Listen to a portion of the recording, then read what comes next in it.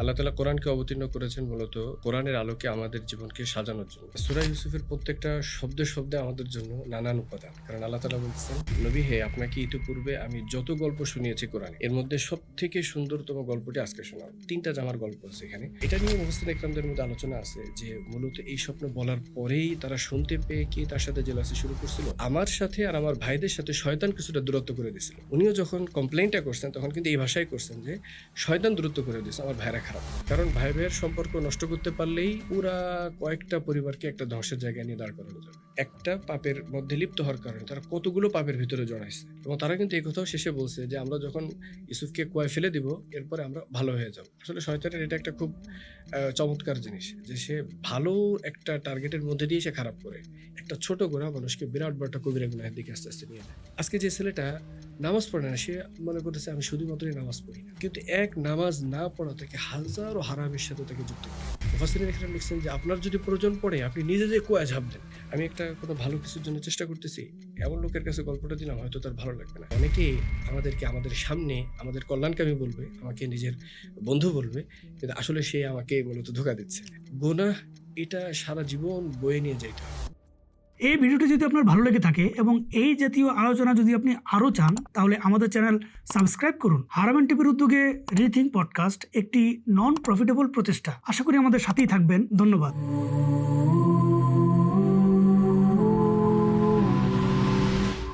আজকে আমাদের মাঝে উপস্থিত আছেন মুফতি আবু হাম্মাদ সাদ ভাই। আমাদের সম্মানিত অতিথি ফরিদাবাদ থেকে দাওরা কমপ্লিট করেছেন এবং ইসলামী অর্থনীতির উপরে বসুন্ধরা মাদ্রাসা থেকে পড়াশোনা শেষ করেছেন। বর্তমানে তিনি খুলনার জামিয়া উমর বিন খাত্তাব রাদিয়াল্লাহু তাআলা আনহু মোহাম্মদনগর মাদ্রাসায় খিদমতে নিয়োজিত আছেন। আসসালামু আলাইকুম রহমতুল্লাহ। ওয়ালাইকুম আসসালাম রহমতুল্লাহি ওয়া বারাকাতুহু। জি ভাই, কেমন আছেন? আলহামদুলিল্লাহ, আল্লাহ ভালো রাখছে। আপনাকে অনেক অনেক মোবারকবাদ। আপনাদের এই খুবই পরিচিত দিনী খিদমত হারামাইনের পক্ষ থেকে আয়োজিত রিথিঙ্ক আজকের এই পডকাস্টে আমাকে আমন্ত্রণ জানানোর জন্য। আপনাকেও ধন্যবাদ আপনার মূল্যবান সময় আমাদেরকে দেওয়ার জন্য। জাযাকাল্লাহ খাইরান। আজ আমরা খুবই গুরুত্বপূর্ণ একটি বিষয়, কোরআনের খুবই গুরুত্বপূর্ণ এবং আলোচিত একটি সূরা ইউসুফের ব্যাপারে আপনার থেকে আমরা কিছু বিষয় জানবো ইনশাআল্লাহ। ইনশাআল্লাহ আল্লাহ তাআলা যতটুকু তৌফিক দেন আলোচনার চেষ্টা করব ইনশাআল্লাহ। শুরুতে আপনার থেকে আমরা আজকে আমাদের এই পডকাস্টে মূলত আমরা দর্শকদের উদ্দেশ্যে কি বার্তা দিতে চাচ্ছি, বা আমাদের এই পডকাস্ট শোনা দ্বারা দর্শকদের কোন কোন বিষয়গুলো ক্লিয়ার হতে পারে বা কি কি বিষয় তারা জানবেন, সংক্ষেপে যদি একটু ক্লিয়ার করতেন। বিসমিল্লাহির রহমানির রহিম। নাহমাদুল্লাহিল আযীম ওয়া বিহামদিহি ওয়াসসালাতু ওয়াসসালামু আলা আবদিহি ওয়া রাসূলিহি। বস্তুত আসলে কোরআনটাকে আমরা যে অ্যাঙ্গেল থেকে গ্রহণ করছি, জি, আল্লাহ পাক রব্বুল আলামিনের কোরআন প্রেরণের উদ্দেশ্যের সাথে এটা অনেক দূরবর্তী হয়ে গেছে। আল্লাহ তাআলা কোরআনকে অবতীর্ণ করেছেন মূলত কোরআনের আলোকে আমাদের জীবনকে সাজানোর জন্য, কোরআনের বার্তায় আমাদের জীবনকে সুসমৃদ্ধ করার জন্য। কিন্তু আসলে আমরা কোরআনের সাথে যে আচরণটা করছি সেটা হলো যে আমরা কেউ কেউ কোরআনকে সুন্দর করে একটা কভারের ভিতরে দিয়ে উপরে উঠে রেখে দিছি। আবার অনেক ক্ষেত্রে আমরা এটাকে কেবলমাত্রই কেউ মারা গেলে পাঠ করার বিষয়, অথবা একটু শখের বশে আবেগের বশে তারাবিতে খতম কোরআনটাকে দেয়া এরকম একটা ব্যাপার এই ধরনের হয়ে একটা দাঁড়িয়েছে। এই ধরনের একটা ব্যাপার হয়ে গেছে আমাদের জি, কাছে। কিন্তু কোরআনের মূল ফোকাসটাই হলো যে এটাকে নিজের জীবনে বাস্তবায়ন করা। জি, কোরআনকে আল্লাহ তাআলা এমন জীবন্ত করেছেন যে এটা কিয়ামত পর্যন্তের জন্য সর্ব ধরনের মানুষের জন্য, সব স্তরের মানুষের জন্য, সব যুগের মানুষের জন্য এর ভিতরে নিজেদের সময়ে সর্বোচ্চ লেভেলের সফলতা অর্জন করার উপাদান আছে। জি, তো সেক্ষেত্রে আমরা কোরআনটাকে এটা অনেকটা যেমন আমাদের গায়ের যারা বাতিল যারা এদেরও অনেকটা হস্তক্ষেপ আছে, আবার অনেক অনেক ক্ষেত্রে আমাদেরও অনেক নির্বুদ্ধিতার বিষয় আছে। তো আজকে আমরা সূরা ইউসুফের আলোচনার মধ্যে দিয়ে যে প্রসঙ্গটা আনবো সেটা হলো যে সূরা ইউসুফ থেকে আমরা আমাদের জীবন ঘনিষ্ঠ কি কি বার্তা পাই, একেবারে আমার জীবনের সমস্যাগুলো সমাধানের কি কি উপাদান আছে। আপনি যখন আলোচনা ধারাবাহিকতার মধ্যে আমরা যাব তখন এই জিনিসটা আরো বেশি স্পষ্ট হবে যে ঠিক এরকমই একটা ব্যাপার নিয়ে তো আমি সাফার করতেছি, ঠিক এরকম একটা সমস্যার মধ্যে তো আমি আছি। তো আল্লাহ তাআলা এর ভিতরে আমাদের জীবন সমস্যার সমাধানগুলো রেখেছেন। এই জি। বিষয়গুলো ইনশাআল্লাহ আজকে আমাদের আড্ডার মধ্যে দিয়ে, আলোচনার মধ্যে দিয়ে আমরা খুঁজে দেখার চেষ্টা করব। আমরা জানি যে সূরা ইউসুফের শুরুতেই শুরুতে যে আলোচ্য ঘটনা ছিল সেটাকে আহসানাল কাসাস বলা হয়েছে আর কি, অর্থাৎ পবিত্র কোরআনে বর্ণিত সবচেয়ে সুন্দরতম ঘটনা। এই বিষয়টি যদি আমাদেরকে একটু ব্যাখ্যা করতেন আসলে। আল্লাহ পাক রব্বুল আলামিন বলছেন এই বিষয়টি এভাবে কোরআনের ভিতরে, নাহনু নাকুসু আলাইকা আহসানাল কসস জি, বিমা আওহাইনা ইলাইকা মিন ক্বাবলিক। নবী হে, আপনাকে ইতিপূর্বে আমি যত গল্প শুনিয়েছি কোরআনে, এর মধ্যে সবথেকে সুন্দরতম গল্পটি আজকে শোনাবো। তো এটাই একজন শ্রোতার জন্য আসলে একটা চুম্বকাকর্ষণ, যে আল্লাহ তাআলা কোরআন কারীমের ভিতরে যত ঘটনা রাসূল সাল্লাল্লাহু আলাইহি ওয়াসাল্লামকে শুনিয়েছেন, এর ভিতরে সবচেয়ে সুন্দরটা আজকে শোনাচ্ছেন। জি, এবং আপনি যদি আরেকটু সূরার সামনে যান, তখন আল্লাহ তাআলা বলছেন, লাকাদ কানা ফি ইউসুফা ওয়া ইখওয়াতিহি আয়াতুল লিসাইলিন। নিশ্চয়ই সূরা ইউসুফের, এই ইউসুফ আলাইহিস সালাম ও তার ভাইদের এই গল্পের মধ্যে জ্ঞান পিপাসুদের জন্য অনেক বেশি জ্ঞানের উপাদান আছে।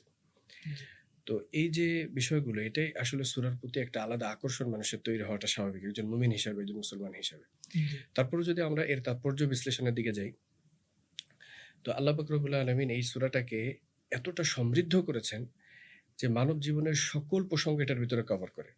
আপনি যদি এটাকে একটা ইন্ডিভিজুয়াল লেভেল থেকে দেখেন, আপনার মানে পার্সোনাল প্রোগ্রেসের জন্য, যে একজন ব্যক্তি জীবন সাজানোর জন্য, এই দৃষ্টিকোণ থেকে যদি আমরা দেখি, তাহলে এখানেও একজন সফল ব্যক্তির নিজেকে সাফল্যমণ্ডিত করার বহু দিক আল্লাহ তাআলা আলোচনা করেছেন। কয়েকটা স্পেশাল ক্যারেক্টার নিয়ে আল্লাহ তাআলা আলোচনা করেছেন। ইউসুফ আলাইহিস সালামের মতো একটা ক্যারেক্টার, যদি ইয়াকুব আলাইহিস সালামের মতো একটা ক্যারেক্টার, এরপরে ওনাদের ভাইদের ঘটনার মধ্যে দিয়ে যে নেগেটিভ ক্যারেক্টারগুলো বের হয়ে আসে, জি, তারপরে সেই সময়ের অর্থমন্ত্রী, তারপর জুলাইখার ঘরের ভিতরে যে গল্পগুলি। তো এর ভিতর থেকে আমরা একজন সফল মানুষের জীবন আদর্শের বহু দিক আল্লাহ তাআলা এর ভিতরে নানান, আমি যদি সূরার মধ্যে দিয়ে আপনাকে একটা শর্ট জার্নি করাই, জি, দেখেন যে হযরত ইউসুফ আলাইহিস সালাম যখন উনার বাবার কাছে, তখন উনি সব ভাইদের মধ্যে থেকে বাবার কাছে একটা আলাদা স্পেশাল হয়ে গেছেন। জি, ভাইয়েরা ওনাকে নিয়ে কুয়ার ভিতরে ফেলে দিছে। জি, তো সেখান থেকে যখন বের হইছে, বের হওয়ার সাথে, সাথে যারা বের করছে তারা বলে উঠছে, ইয়া বুশরা হাযা গুলাম। বুশরা মানে হচ্ছে দিস ইজ ভেরি গুড টাইডিং। এটা অনেক সুসংবাদ বার্তা। অনেক বড় একটা আনন্দের খবর। তো ভাইয়েরা যাকে লেবার করতে না পেরে কুয়ায় ফেলে দিছে, উনি সেখান থেকে বের হইছেন বুশরা হয়ে। এরপরে সেখান থেকে যখন মিসরের বাজারে বিক্রি করে দিচ্ছে, উনি ওনার স্ত্রীর কাছে এনে বলছেন যে, এটাকে আমি আমার ছেলের মতো প্রতিপালন করব। বলছে আকরিমি মাসওয়াহ, তাকে একটা ভালো থাকার ব্যবস্থা করো। গোলাম হিসেবে কিনছে, কিন্তু ছেলের মতো করে প্রতিপালন করার, শুধুমাত্র দেখেই প্রভাবান্বিত হয়ে গেছে। এখনো কিন্তু তার সাথে কোনো কন্ট্যাক্টিং হয়নি। জি, এরপরে যখন উনি ওখান থেকে জেলে যান, জেলের লোকরা হযরত ইউসুফ আলাইহিস সালামের চরিত্রে প্রভাবান্বিত হয়ে বলছে যে, আমরা তোমাকে অনেক বেশি আ নেককার মনে করতেছি। ইন্না নারাকা মিনাল মুহসিনিন। এরপরে যখন একটা স্বপ্নের প্রসঙ্গ আসে এবং ওখান থেকে উনি একজন চলে যায় বাদশার কাছে। সে যখন ডাকতে আসে, তখন এসেই ১ম এই ডাক দিছে, ইউসুফ আইয়ুহাস সিদ্দিক, হে সত্যবাদী ইউসুফ। যখন বাদশার কাছে উনি হাজির হয়েছেন, তখন বাদশা উনাকে গ্রহণ করার সময় বলছেন যে, ইন্নাকাল ইয়াউমা লাদাইনা মাকিনুন আমিন। আজকে থেকে তুমি আমার কাছে স্থায়ীভাবে থাকবে এবং নিরাপদভাবে থাকবে। তো আপনি পুরা সূরার ভিতরে দেখবেন যে ইউসুফ আলাইহিস সালাম এমন একটা ফুল, যে উনাকে যেখানে রাখা হচ্ছে সেখানে তিনি সুবাস ছড়াচ্ছেন।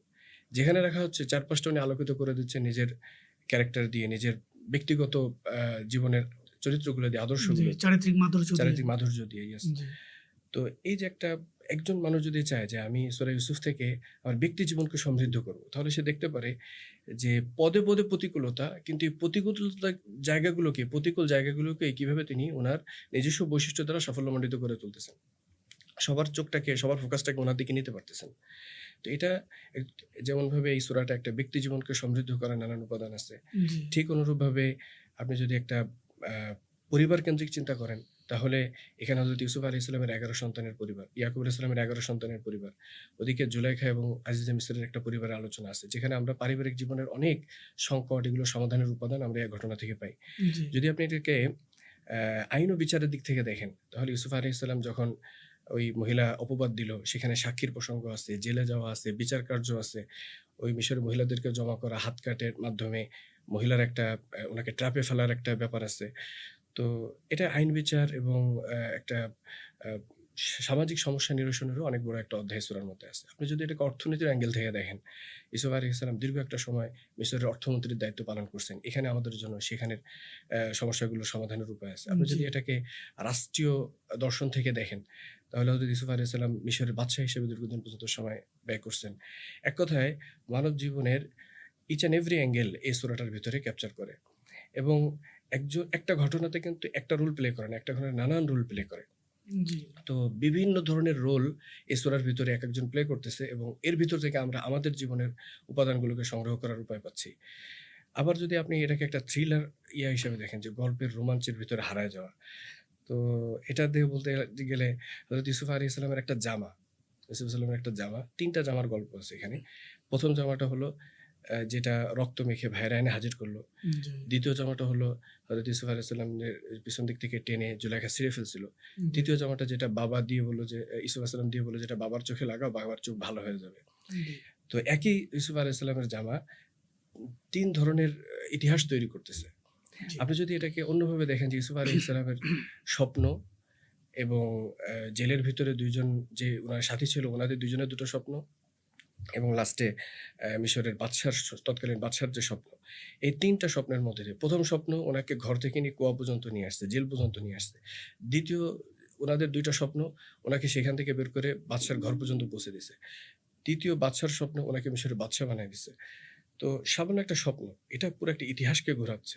জি, তো এগুলো একটা গল্পের রোমাঞ্চ তৈরি করে, গল্পের একটা টুইস্ট তৈরি করে। তো আপনি যে বিবেচনায় দেখবেন, এই সূরাটা আসলে আহসানুল কসাস হওয়ার উপযুক্ত।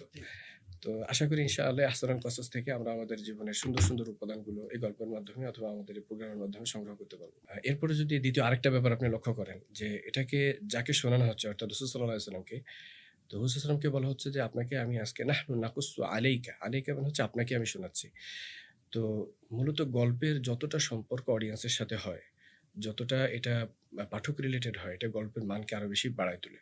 তো হুজুর সাল্লাল্লাহু আলাইহি সাল্লামের জীবনে যে প্রসঙ্গগুলা একেবারে আপনি দেখবেন যে সিমিলার প্রসঙ্গগুলা সূরা ইউসুফের মধ্যে। হযরত ইউসুফ আলাইহিস সালামও ১ম দিকে নিজের কাছের লোক থেকে কষ্ট পেয়েছেন, হার্ডশিপ উনাকে বেয়ার করতে হয়েছে। ঠিক এমনিভাবে হযরত রাসূল সাল্লাল্লাহু আলাইহি জীবনেও সেই প্রসঙ্গগুলা। রাসূল সাল্লাল্লাহু আলাইহি জীবনগুলো ১ম দিকে অনেক কষ্ট, অনেক মুজাহাদা। ইউসুফ আলাইহিস সালামের জীবনে একই রকম। পরবর্তীতে উনিও যেভাবে আস্তে, আস্তে রিলিভ হয়েছেন, উনিও হুজুর সাল্লাল্লাহু আলাইহি সাল্লামের জীবনেও সেই প্রসঙ্গগুলা। জি, তো এইটা আসলে অডিয়েন্সের সাথে গল্পের একটা চরম মেলবন্ধন তৈরি করছে। এটাকেও হুজুর সাল্লাল্লাহু আলাইহি ওয়াসাল্লামের দৃষ্টিতে মানে কোরআনের দৃষ্টিতে এটাকে আহসানুল কসাসের একটা অন্যতম তাৎপর্য বলা হয়। আসলে মূলত আমরা যেটা বুঝতে পারলাম সেটা হচ্ছে সূরা ইউসুফে আসলে ইউসুফ আলাইহিস সালামকে আমরা একেক সময় একেক ক্যারেক্টারে দেখতে পেয়েছি এবং আমরা দেখতে পেয়েছি খুব সুন্দরভাবে উনি কিভাবে প্রতিকূল পরিবেশকে ওনার নিজের অনুকূলে নিয়ে এসেছেন নিজের চারিত্রিক আচ্ছা। মাধুর্য দ্বারা। সূরা ইউসুফের শুরুতেই আমরা দেখতে পাই যে একটি স্বপ্নের ঘটনা বলা হয়েছে যেখানে আমরা দেখতে পেয়েছি যে ইউসুফ আলাইহিস সালাম চাঁদ, সূর্য এবং ১১ টি তারা উনাকে সেজদা করছেন এবং এটি উনি ওনার বাবা ইয়াকুব আলাইহিস সালামকে জানালেন। পরবর্তীতে ইয়াকুব আলাইহিস সালাম উনার সন্তানদেরকে এই স্বপ্নটি জানার জন্য উনাকে নিষেধ করলেন। তো এইখানে আমার জানার বিষয় হচ্ছে এই স্বপ্নটি উনি কেন জানাতে নিষেধ করলেন? এর তাৎপর্যটা কি আসলে? খুবই সুন্দর প্রশ্ন। গল্পের শুরুতে ঢোকার আগেই এই বিষয়গুলো আমাদের সমাধান হলে জি, আমরা গল্পের আরো বেশি গভীরে হারাতে পারবো। জি, তো এখানে যে বিষয়টা যে হযরত ইউসুফ আলাইহিস সালাম যখন স্বপ্নে দেখলেন, সকালে এসে বললেন, "ইয়া আবাতি ইন্নী রাআইতু আহাদা আশারা কাওকাবান ওয়াশ-শামসা ওয়াল কমারা রাআইতুহুম লি সাজিদিন।" জি, আব্বা চাঁদ, সূর্য ১১ টা তারা আমাকে সিজদা করছে। আমি স্বপ্নে দেখলাম। এর ব্যাখ্যা কি? আসলে আমরা আমাদের পুরা গল্পেই কোরআনের ভিতরে থাকার চেষ্টা করব। মানে কোরআন থেকে সরাসরি কারণ ইউসুফ আলাইহিস সালামের গল্প নিয়ে তো এখন বিভিন্ন মুভিও তৈরি হয়ে গেছে। তো এজন্য আমরা মূল ঘটনার ভিতরে কোরআনের ভিতরে থাকার চেষ্টা ঘটনার শেষের দিকে আল্লাহ তাআলা ইউসুফ আলাইহিস সালামের জবানি এটা প্রকাশ করেছেন যে এর ব্যাখ্যা কি ছিল। জি, উনি শেষের দিকে এসে বলেছেন, "ওয়ারাফা আবওয়াইহি আলাল আরশি ওয়া খাররু লাহু সুজজাদা ক্বালা ইয়া আবাতি হাযা তা'ওয়ীলু রু'ইয়ায়া।" যখন সবকিছু মিটে গেল, তখন ওই উনার আব্বা-আম্মা ছিলেন কেনানে। সেখান থেকে এনে উনাদেরকে এই মিশরে আনা হলো। জি, তখন উনার আব্বা, আম্মা আর উনি ৩ জন উঁচু জায়গার উপরে বসছেন। আর উনার যে ভাইয়েরা উনারা জমিনে বসে আছে। তখন উনি বললেন যে, "আব্বা আমি যে ওই স্বপ্ন দেখছিলাম, এই স্বপ্নের ব্যাখ্যা হলো এইটা। হাযা তা'ওয়ীলু রু'ইয়ায়া।" আজকে সেই স্বপ্ন প্রতিফলিত হলো। জি, যে এখন আমি হচ্ছে মিশরের বাদশা আর আপনারা সবাই আমার বাদশাহীর অধীনে। তো এটাই ছিল হযরত ইউসুফ আলাইহিস সালামের ওই সময়ের স্বপ্নের মূল তাৎপর্য। কিন্তু এই জিনিসটা ভাইয়েরা ওই সময় সহ্য করতে পারেনি। মানে ও ছোট থাকতে। হ্যাঁ, ছোট থাকতে। জি, জি, তো এটা নিয়েও মুফাসসিরিন ইকরামদের মধ্যে আলোচনা আছে যে মূলত এই স্বপ্ন বলার পরেই তারা শুনতে পেয়ে কি তার সাথে জেলাসি শুরু করছিল? নাকি তারা আগে থেকে এটা নিয়ে জেলাসিতে ছিল যে আব্বা কেন তাকে বেশি প্রিফার করে, তার বেশি প্রাধান্য দেয়? জি, যাই হোক, তো আজকে যখন উনি ওই স্বপ্নটা দেখলেন, তো দেখার পরে বাবার কাছে বললে বাবা একটা কথা বললেন। এই কথাটা এমন সমৃদ্ধ কথা যে যেখানে ভাইদের ব্যাপারেও উনাকে সতর্ক করা হইছে। আবার ভাইদের সাথে যেন তার হিংসার জায়গা তৈরি না হয়। অথবা ইউসুফ আলাইহিস সালাম এটা মনে না করেন তাহলে ভাইরা আমার সাথে এরকম খারাপ আচরণ করে বা আমার ব্যাপারে এরকমও কিছু না হয়। উনি একটা খুব মানে খুব সিস্টেমেটিকলি একটা জবাব দিলেন। হযরত ইয়াকুব আলাইহিস সালামের জবাবটা ছিল যে, "তুমি এই স্বপ্নের আলোচনাগুলো তোমার ভাইদের সাথে প্রথমত আলোচনা করো।" তো সর্বপ্রথম উনার জবাবটা ছিল, "লা তাকসুস রুইয়াকা আলা ইখওয়াতিক।" তোমার ভাইদের সাথে এটা আলোচনা করো না। ফায়াকিদু লাকা কাইদা। হতে পারে তারা হিংসার বশবর্তী হয়ে তোমার ব্যাপারে কোনো পরিকল্পনা করবে। তো এটা থেকে আমাদের একটা শিক্ষা হলো, এটা হাদিসের মধ্যে আল্লাহ রাসূল সাল্লাল্লাহু আলাইহি সাল্লাম বলছেন, "ইস্তাঈনু আলা হাওয়াইজিকুম বিল কিতমান।" তোমরা তোমাদের লক্ষ্যগুলোকে, তোমাদের উদ্দেশ্যগুলোকে অনুসন্ধান করার জন্য চেষ্টা করো মানুষের কাছ থেকে এটার গল্প দেওয়া ছাড়া বা মানুষের চোখ থেকে এটা আড়াল করে। এরপরে যখন সফলতায় পৌঁছায় যাও তখন এটা প্রকাশ করো। আমার মেয়ের বিয়ের আলোচনা চলতেছে। আমি কিছুই এখনো হয়নি। আমি বলে বেড়ালাম যে অমুকের দেখাদেখি চলতেছে, অমুকের কথাবার্তা চলতেছে। হয়তো অনেকের এটা সহ্য হবে না। আমি একটা কোনো ভালো কিছুর জন্য চেষ্টা করতেছি। এমন লোকের কাছে গল্পটা দিলাম হয়তো তার ভালো লাগবে না। এজন্য কোনো জিনিস একেবারে শেষ সীমায় পৌঁছানোর আগে সেটা আবার অনেক সময় হতে পারে আমি তো সেই গোলটা নাও পেতে পারি। তো তখন কি হবে? আমি যে গল্প দিয়ে আগে থেকে বসে আছি এটার কারণে আমাকে লজ্জিত হতে হবে। জি। তো এটাও আমাদের জীবনে একটা গুরুত্বপূর্ণ বিষয় যে আমরা যতটুকু না হয় তার থেকে বেশি গল্প দিয়ে অথবা মানুষের সাথে আলোচনা করে অথবা এমন প্রেক্ষাপটে আলোচনা করে যে যারা এগুলোকে সহ্য করতে পারে না, নিতে পারে না, তখন এটা হিতে বিপরীত হওয়ার সম্ভাবনা থাকে। জি। এই দৃষ্টিকোণ থেকে উনি বলেছেন। দ্বিতীয়ত হযরত ইউসুফ আলাইহিস সালাতু ওয়াস সালাম নিজের এই সেলের ভিতরে আগে থেকেই এমন কিছু, যেহেতু উনি নবী, তো আগে এমন কিছু অনুভব করেছেন যে আল্লাহ তাআলা তাকে দিয়ে হয়তো কোনো বিশেষ খিদমত নিবেন। এবং তেনার আইডিয়া এবং তেনার যে অ্যাজিউম এটাও অবশ্যই যথার্থ ছিল। এবং যার কারণে উনি তার জন্য যে উপকারী দিকগুলো সেগুলোকে প্রাধান্য দিয়ে তাকে এই পরামর্শটি দিয়েছেন। এটাও আমাদের জীবনে অনুসরণীয়। আমার যদি ১০ টা ছেলে থাকে, তো ১০ টা ছেলেকেই আমি ভালোবাসবো কিন্তু ১০ বিবেচনায়। এটা হতে পারে। কারণ একজন হয়তো পড়াশোনায় ভালো, আরেকজন হয়তো পড়াশোনা তেমন করতে পারে নাই। কিন্তু সে বাবার কাজের খুব সহযোগী, বাবার দোকান দেখাশোনা করে, ব্যবসা দেখাশোনা করে, ক্ষেত দেখাশোনা করে। তো ভালোবাসার জায়গা উভয়ের জন্যই সেম, কিন্তু ২ জনকে ২ দৃষ্টিভঙ্গি থেকে। ভালোবাসার এই দৃষ্টিভঙ্গিগুলো কিন্তু আমাদের জীবনে খুব কমন। উদাহরণস্বরূপ আমরা মাকেও ভালোবাসি, বউকেও ভালোবাসি। তো বউকে যেটা বা স্ত্রীকে যে ভালোবাসাটা, যেটা যেভাবে ভালোবাসি এটা একটা এক্সপেক্ট, আবার মাকে যেভাবে ভালোবাসি সেটা অন্যরকম। ২ জনের ভালোবাসা যদি একই রকম হয় তাহলে তো এখানে সম্পর্ক নষ্ট হয়ে যাবে। তো এজন্য ইয়ে ইউসুফ আলাইহিস সালামের ভাইয়েরা যে জিনিসটা আসলে ধারণা করছিল, তারা যেটা বলছিল যে, আব্বা আসলে ইউসুফকে অনেক বেশি প্রাধান্য দেয় এবং তারা এক পর্যায়ে বলে ফেলছে, ইন্না আবানা লাফি দালালিম মুবিন। নিশ্চয়ই আব্বা বড় ভুলের মধ্যে আছে। তো এখানে ইউসুফকে প্রাধান্য দিচ্ছে। আসলে ইউসুফ আলাইহিস সালামকে প্রাধান্য দেওয়া না। আপনি যদি গল্পের ভিতরেও দেখেন, যখন ইয়াকুব আলাইহিস সালাম উনার ১১ ছেলেকে খাবার আনার জন্য মিশরে পাঠায়, তখন উনি বলে দিয়েছিলেন যে, লা তাদখুলু মিন বাবিন ওয়াহিদিন ওয়াদখুলু আবওয়াবান মুতাফাররিকা। তোমরা সবাই একসাথে এক দরজা দিয়ে ঢুকবে না। তাহলে মানুষের চোখে পড়ে যাইতে পারে। তোমরা ১১ জন ১১ পথ দিয়ে ঢুকবে। তো শুধুই যদি ইউসুফ আলাইহিস সালামের প্রতি মহব্বত থাকে, তাহলে ইউসুফ আলাইহিস সালামের মতো ছেলেটাকে হারায় ফেলানোর পরে, শেষ করে ফেলানোর পরেও উনাদের বাবার দিলের ভিতরে এখনো এদের ব্যাপারে এই পরিমাণ ভালোবাসা বাকি আছে যে তাদেরকে যখন পাঠাচ্ছে তখন বলে দিচ্ছে যে, তোমরা ১১ জন ১১ দরজা দিয়ে প্রবেশ করবে। যাতে বিপদ। বিপদ বিপদ না আসে। জি। তো এটাও মূলত আমাদের জন্য শিক্ষা যে এত বড় একটা অন্যায় করার পরেও বাবা তাদেরকে কি পরিমাণ ভালোবাসা এবং কি পরিমাণ স্নেহের, তাদের প্রতি স্নেহের চাদর উঠায় ফেলেননি। তাদেরকে ভালোবাসার থেকে বের করে দেননি। তো এই যে ছেলেদের যে ধারণাটা ছিল, তো এটাও একটা প্রমাণ যে অনেক সময় আমরা কারো ব্যাপারে এমন একটা ধারণা করি যে যেটা আসলে সঠিক না। এবং শুধুমাত্র ধারণা করেই বসে থাকি না। এর জন্য যত নিচে নামা দরকার, এজন্য যে স্টেপ নেওয়া দরকার এটা আমরা নিয়ে ফেলি। জি। ভাইদের ধারণা ছিল কি যে আব্বা বড় ভুলের মধ্যে আছে এবং হয়তো ইউসুফকে বেশি প্রাধান্য দিচ্ছে। এবং এই দৃষ্টিভঙ্গি থেকে তারা কতটা নিচে নেমেছে যে ভাইকে হত্যা করার জন্য উদ্যত হয়ে গেছে। আর শেষে আরেকটা বিষয় এখানে মুফাসসিরিন একরাম লিখেছেন যে শেষে হযরত ইয়াকুব আলাইহিস সালাম বলছেন যে ইন্না শাইতানা লিল ইনসানি আদুউম মুবিন। একই কথার একই সিকোয়েন্সে একই বাক্যের ভিতরে এটা বলছেন যে যাতে হযরত ইউসুফ আলাইহিস সালামের মনে ভাইদের ব্যাপারে মৌলিকভাবে কোনো দুশমনি বা শত্রুতা তৈরি না হয়। উনি বলছেন যে, "দেখো শয়তান মানুষের প্রকাশ্য দুশমন। শয়তান তোমার ভাইদেরকে কি করবে? আ ইগওয়া ধোঁকা। করবে বা ধোঁকা দিয়ে তাদের হুম। দ্বারা এই কাজটা করাবে। যাতে শত্রুতার পয়েন্টটা বা জেলাসির পয়েন্টটা ভাইদের উপরে না আসে, শয়তানের উপরে যায়।" জি। এবং এই শিক্ষাটা হযরত ইউসুফ আলাইহিস সালামের জীবনে এতটাই কার্যকর হয়েছিল, ছোটবেলার এই শিক্ষাটা, যে আপনি যদি দেখেন ঘটনার শেষে যখন সবকিছু মিলে গেছে, তখন বাবাকে বসায়ে হযরত ইউসুফ আলাইহিস সালাম ভাইদের ব্যাপারে যে কমপ্লেইনটুকু করছেন সেটা হলো যে, আ মিন বাদি আন নাযাগা আশ-শাইতানু বাইনি ওয়া বাইনা ইখওয়াতি, যে সবকিছু আব্বা ঠিক আছে। আমাকে আল্লাহ তাআলা জেল থেকে বের করছেন, মিশরের বাদশা বানায় দিছেন। মাঝে আমার সাথে আর আমার ভাইদের সাথে শয়তান কিছুটা দূরত্ব করে দিয়েছিল। উনিও যখন কমপ্লেইনটা করছেন তখন কিন্তু এই ভাষায় করছেন যে শয়তান দূরত্ব করে দিয়েছে, আমার ভাইরা খারাপ না। আর আরেকটা যদি আমরা এখানে দেখি যে ভাইরা যেই পয়েন্ট অফ ভিউ থেকে এত বড় একটা ঘটনা বা এত বড় একটা সৃষ্টি করলো, এত বড় একটা মানে দুর্ঘটনা সৃষ্টি করলো, এটার প্রেক্ষাপটে ছিল মূলত হিংসা। এবং ইমাম কুরতুবী রহমতুল্লাহি আলাইহি এর ধারাবাহিক আলোচনা করেছেন যে একটা গুনাহের কারণে, একটা পাপের মধ্যে লিপ্ত হওয়ার কারণে তারা কতগুলো পাপের ভিতরে জড়াইছে। এরপরে আপনি ইয়াকুব আলাইহিস সালাম যে উনাকে বললেন যে ভাইদের সাথে আলোচনা করো না। এখান থেকে আমরা আমাদের জীবনের একটা শিক্ষণীয় একটা দিক পাই। সেটা হলো যে কারো ব্যাপারে যদি আমি মনে করি যে এই বিষয়টাকে তাকে সতর্ক করা জরুরি, জি, তাহলে এক্ষেত্রে অন্য কারো ব্যাপারে তাকে সতর্ক করা এটা গীবতের পর্যায়ভুক্ত না। উদাহরণস্বরূপ আমি কারো থেকে কারো ক্ষতির আশঙ্কা করতেছি, জি, তাহলে তার থেকে তাকে সতর্ক করা এটা আমার দায়িত্ব। সেটা হতে পারে কারো অর্থনৈতিক দিনের ক্ষতি। কেউ হয়তো কাউকে দিনী বিষয়ে কি করতেছে?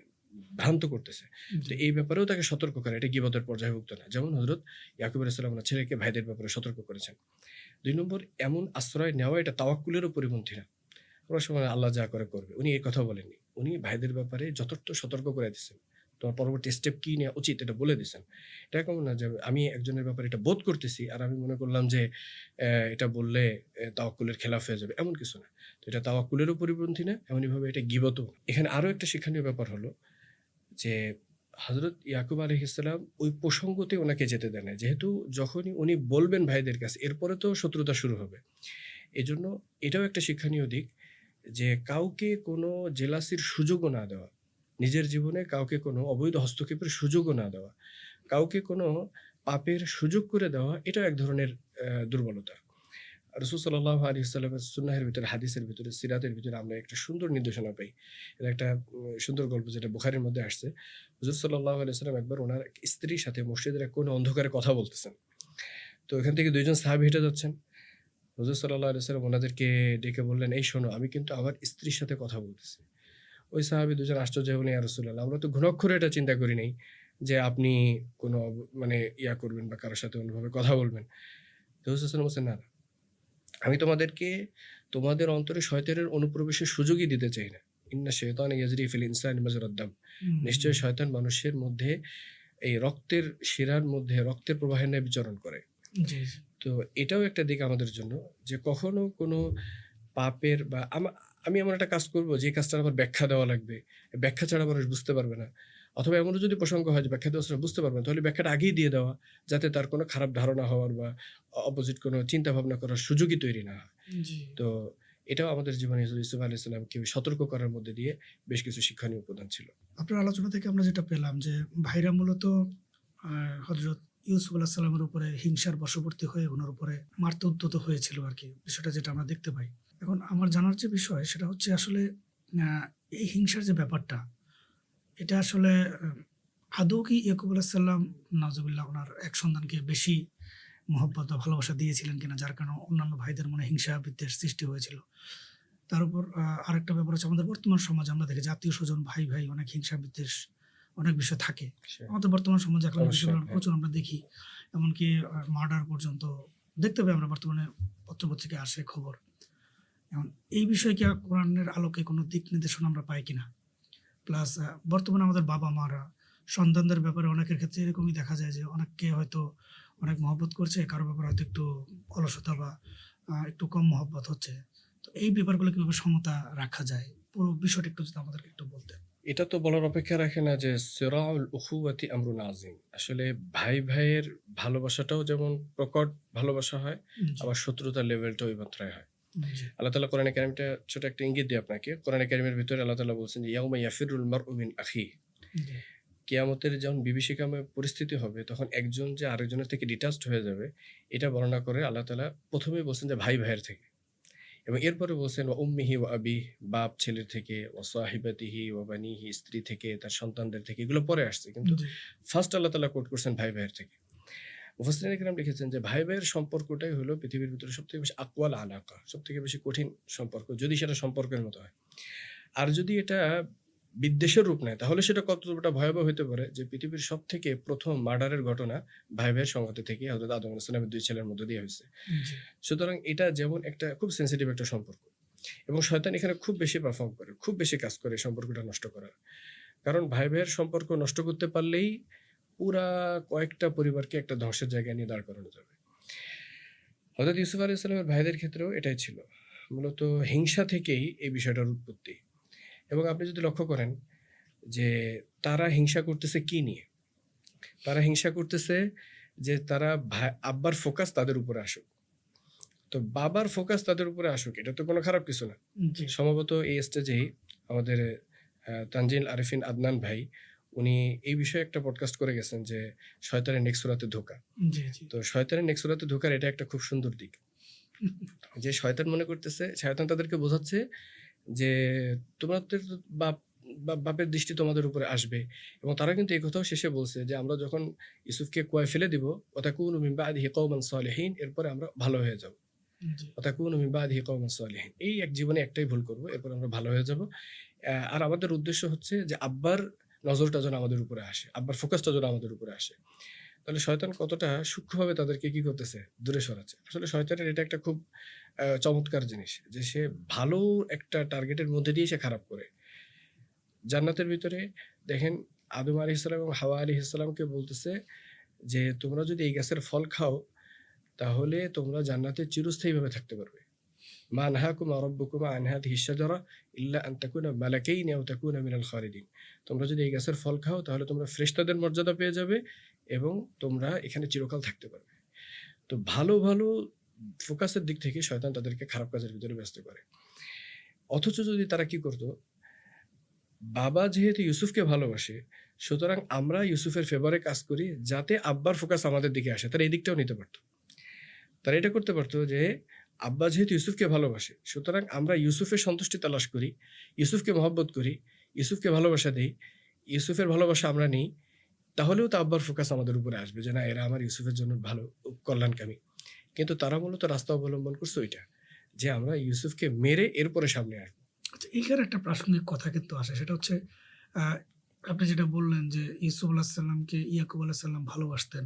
এখন তার ভাইরা ইয়াকুবকে ভালোবাসবে, তার তার দিকেই হবে।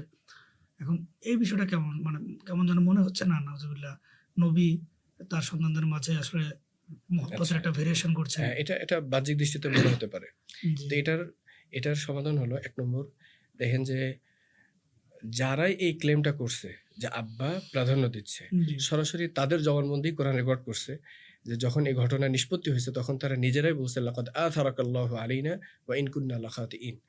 আসলেই তুমি প্রাধান্য প্রাপ্তের যোগ্য। সুতরাং আর তো কোনো কমপ্লেইন থাকে না। সূরার শুরুতে যখন তারাই কমপ্লেইন করছে এবং তারাই নিজেরাই রিপেন্ট করছে যে লাকাদ আথারাকাল্লাহু আলাইনা ওয়া ইন কুন্না লাখাতিইন। নিশ্চয়ই আল্লাহ তাআলা তোমাকে আমাদের উপর অনেক বেশি প্রাধান্য দিছে এবং তুমি এটার যোগ্য ছিলে, ওয়া ইন কুন্না লাখাতিইন, আর আমরা ভুল করছি। তাহলে কি বিষয়টা এরকম যে বাবা-মা আহ, কয়েকজন সন্তান থাকলে যেকোনো একজনের প্রতি মহব্বত বেশি দেখাতে পারেন বা তাকে গুরুত্ব বেশি দিতে পারেন, এটা কোনো সমস্যা ঠিক ব্যাপার না? এটা অন্যান্য সন্তান হ্যাঁ, স্বাভাবিকভাবে মেনে নেবে, বিষয়টা এটা কি এরকম? এটা এটা এটার ব্যাপার হলো যে যেটা আমি আমার আরেক আলোচনার ভিতরে সামান্য বলছিলাম যে একেকজনকে একেক দৃষ্টিভঙ্গিতে প্রাধান্য দেওয়া, ভালোবাসার একেক এক্সপেক্ট একেকজনের জন্য করা বা এটাকে মানে সেক্টর করা। যে একেকজনকে আমি ভালোবাসি কিন্তু একেক দৃষ্টিভঙ্গি। দেখেন হুজুর সাল্লাল্লাহু আলাইহি ওয়াসাল্লাম ওনার সব স্ত্রীকে এমন ভালোবাসা দিয়েছেন যে এট এ টাইম সবাই বলতো যে রাসূল সাল্লাল্লাহু আমাকে বেশি ভালোবাসেন। কিন্তু এই ভালোবাসাটা ছিল একেকজনকে একেক প্রেক্ষাপটে। হযরত আয়েশা রাদিয়াল্লাহু তাআলা আনহাকে এক বিবেচনায় উনি ভালোবাসতেন বেশি। কেন? যে হুজুর সাল্লাল্লাহু আলাইহি সাল্লামের যে দ্বীনি খিদমাতগুলা, হাদিসগুলা, এগুলোকে সংরক্ষণ করা সবথেকে বেশি ওনার দ্বারা পসিবল ছিল। আবার কোনো প্রেক্ষাপটে খাদিজা রাদিয়াল্লাহু তাআলা আনহার ব্যাপারটাও আম্মা জান আয়েশা রাদিয়াল্লাহু তাআলার উপর চাপায় দিতেন। কখনো বলতেন যে, "হা, খাদিজা।" ঠিক আছে? কেন বলতেন? যে ওইখানে আল্লাহ রাসূল সাল্লাল্লাহু আলাইহি সাল্লামের আলাদা একটা আ ক্রিয়েটিভিটি ছিল। এভাবে একেক আম্মাজানকে আল্লাহ রাসূল সাল্লাল্লাহু আলাইহি একেক বিবেচনায় বেশি ভালোবাসা দিয়েছেন। ঠিক অনুরূপভাবে আমার ১০ টা সন্তান আছে। এখন ১০ টা সন্তান আসলে ১০ যোগ্যতার। ১০ টা সন্তান আমার ১০ কাজে আসে। আমি প্রত্যেককে যার সেক্টর থেকে ভালোবাসা দেই। হ্যাঁ? কিন্তু ভালোবাসার মধ্যে এই যে ব্যবধান করে এর কোনো সুযোগ নেই। এটা হাদিসে স্পষ্টভাবে নিষেধ আসছে এবং লানতও আসছে। এবং যে সমস্ত প্রেক্ষাপটে স্পষ্টই বোঝা যায়, উদাহরণস্বরূপ সম্পদ বন্টনের ক্ষেত্রে আমি ১০ রকম ভাগ করলাম। তো এটা আসলে প্রতিকূলতা তৈরি করবে। কিন্তু যদি আমি 10 জনকে সমানভাবে আগে সম্পদ দিয়ে এরপরে কেউ একজন দুর্বল আছে, কারো একজন দেখা গেল আয় ইনকাম কম, তো যার আয় ইনকাম বেশি আমি তাকে উদ্বুদ্ধ করি যে বাবা দেখ তোর ছোট ভাইটা এরকম, তুই তাদের মধ্যে লক্ষ্য কর। কিন্তু আমি যখন এটাকে 10 রকম করব, তখন তারা এজ এ সন্তান মেনে নিতে পারবে না। তো ভালোবাসা দেওয়ার বিষয়টা একরকম, আর সম্পদ বা অন্য কোনো দিক থেকে প্রাধান্য দেওয়ার বিষয়টা একরকম। ইউসুফ আলাইহিস সালাম যেটা করেছেন সেটা হলো, যেহেতু উনি আগে থেকেই এটা অনুভব করতে পেরেছেন, উনি যখন স্বপ্ন দেখছে তখনই বলছেন ওয়াকাযালিকা ইয়াজতাবিকা রাব্বুক, আল্লাহ তাআলা তোমাকে নির্বাচন করেছেন তোমার সমল ভাইয়ের মধ্যে থেকে না, তোমাদের পুরো জাতির মধ্যে থেকে। তো যাকে আল্লাহ তাআলা আসমানে নির্বাচন করেন বিশেষ নিয়ামতের জন্য, অবশ্যই একজন নবী হিসাবে তার এই ছেলেকে ওই বিবেচনায় প্রাধান্য দেওয়াটা যৌক্তিক। সুতরাং এই বিষয়টা এরকম না যে হযরত ইউসুফ আলাইহিস সালাম সম্পদ বা অন্য কোনো বিবেচনায় তার কোনো সন্তানকে প্রাধান্য দিচ্ছেন। মূলত উনি যেহেতু আল্লাহ তাআলা নবুয়ত এবং রিসালাতের জন্য ইউসুফ আলাইহিস সালামকে পছন্দ করেছেন, এই বিবেচনায় অন্য সন্তানদের উপরে তাকে বিশেষভাবে উনি মূল্যায়ন করছেন। তো এবার আমরা ঘটনার যে এখানে আপনার প্রশ্নটা ছিল যে মূল আলোচনা। হিংসার থেকে যে জি, এত জি। কিছুর উৎপত্তি। তো এই হিংসাটার বিষয়টা যদি আমি বলতে যাই, যে এটা তো একটা উম্মুল আমরাজ। এটাকে শাস্ত্রীয়বিদরা বলেছেন উম্মুল আমরাজ, মানে এটা বহুবিধ সমস্যার জড়। এবং আপনি যদি পুরা ঘটনাটাকে আপনি বিশ্লেষণ করেন, তাহলে যেই মূল পয়জনটা পাবেন সেটা হচ্ছে এটা। যেই পয়জন থেকেই পুরা ঘটনাটা, পুরা বিষয়টা নষ্ট হয়েছে। জি, তো দেখেন কিভাবে এই জিনিসটা রোল করছে পুরা ঘটনার ভিতরে। হযরত ইউসুফ আলাইহিস সালামের ছেলেরা চিন্তা করছিল যে তাকুনু মিন বাদিহি কওমান সালিহিন, আমরা শুধুমাত্র তাকে গুহায় ফেলে দিয়ে বা তাকে বাপের কাছ থেকে দূরে সরে আমরা ভালো হয়ে যাব। কিন্তু তারা শেষ পর্যন্ত ভালো হইতে পারেনি। আমরা যদি ঘটনার এক ভাবে দেখি, যে প্রথমে তারা বাবার কাছে, বাবাকে এই পয়েন্টে এই তাদের এই সাকসেস হওয়ার জন্য তারা একজন নবীর উপরে তহমাত দিচ্ছে, ইন্না আবানা লাফি দালালিম মুবিন, নিশ্চয়ই আব্বা বড় ভুলের মধ্যে আছে।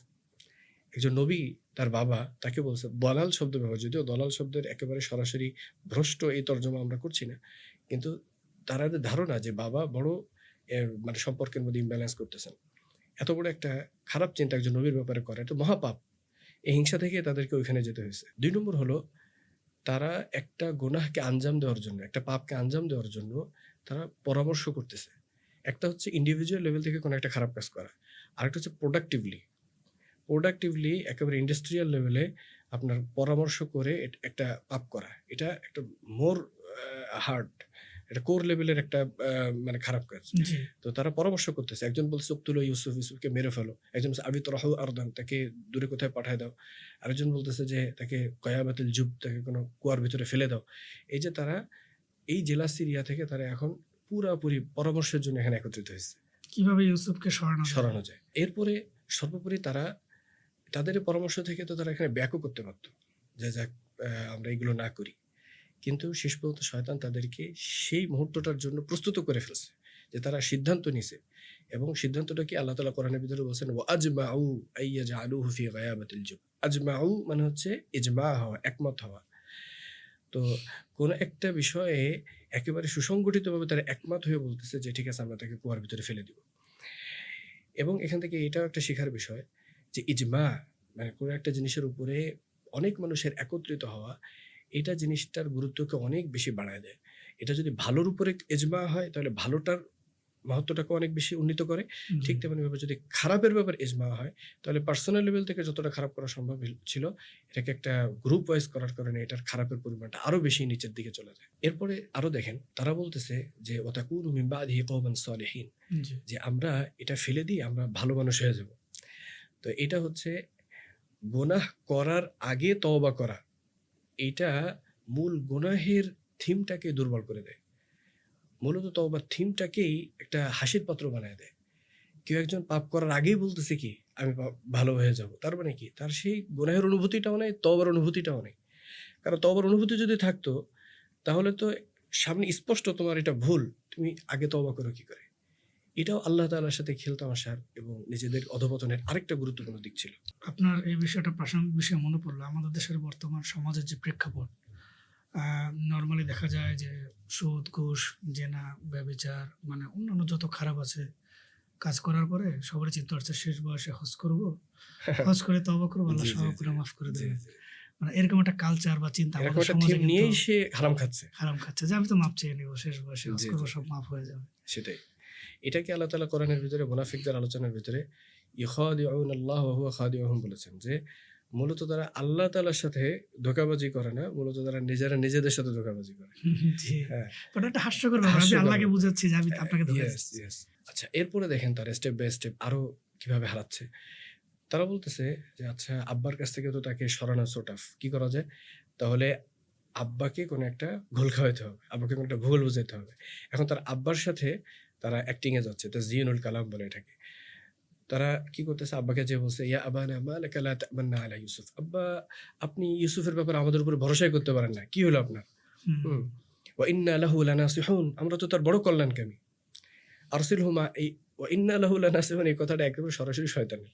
একেবারে ঠিক সরাসরি এই ওয়ার্ডেই শয়তান আদম আলাইহিস সালামকে বলছিল। তো ওয়া ইন্না লাহু লানাসিহুন, এটাও একটা শিক্ষা। অনেকেই আমাদেরকে আমাদের সামনে আমাদের কল্যাণকামী বলবে, আমাকে নিজের বন্ধু বলবে, কিন্তু আসলে সে আমাকে মূলত ধোঁকা দিচ্ছে।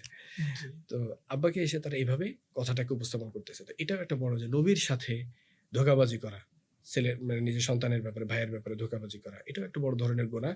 এর ভিতরেও তারা এঙ্গেজ হইছে ওই হিংসার ফলপ্রতিশ্রুতিতে। জি। তারা তাদের হিংসার মধ্যে এতটাই অন্ধ হয়ে গেছে যে ঠিক আব্বা তো এই কথাটাই মেনশন করছিল। আমরা এই স্ক্রিপ্ট আবার কিভাবে সাজাই? যে আমরা এসে বলব যে বাঘে খেয়ে গেছে। হুম, তারা মানে তাদের হিংসার ভিতরে এতটাই হারায় গেছে। আব্বাও কিন্তু ওই যে ওরা সারারাত যে পরামর্শটা করছে, আব্বা কিন্তু সকালবেলা ওই জিনিসটা স্পষ্ট করে দিলেন। জি। এবং এটাও কিন্তু মানুষকে গুনাহ থেকে বাঁচানোর একটা উপায়। যে তাকে তার সম্ভাব্য ক্ষতির দিকটা তার সামনে বলে, সম্ভাব্য প্ল্যানটা তার সামনে বলে দেওয়া। হ্যাঁ, আমাকে ছেলে এসে বলছে, "আব্বা আমি বন্ধুদের সাথে অমুক জায়গায় যাবো।" তখন আমি বললাম, "দেখো, তুমি যে বন্ধুদের সাথে যাবা, তুমি তো ভালো। দেখা গেল তোমার বন্ধুরা এই গান-টান করলো অথবা কোনো একটা গুনাহের ভিতরে তুমিও তো সেখানে এঙ্গেজ হয়ে যাবা। ঠিক আছে?" তো তার সামনে তার সম্ভাব্য গুনাহের দিকটা বলে সতর্ক করে দেওয়া। তো আব্বা কিন্তু এই কাজটাই করছিলেন, যে হয়তো বাঘে খেয়ে যেতে পারে।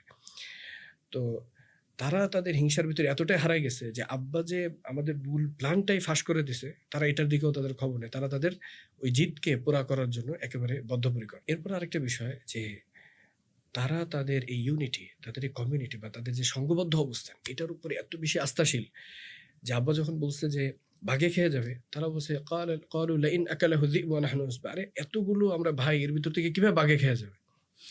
অর্থাৎ তারা তাদের কনফিডেন্ট, ওভার কনফিডেন্ট, এবং তারা এই কথাটা আরো আগে তাদেরকে যে হিংসার পয়েন্টে নিয়ে আসছেও কিন্তু এই কথাটা।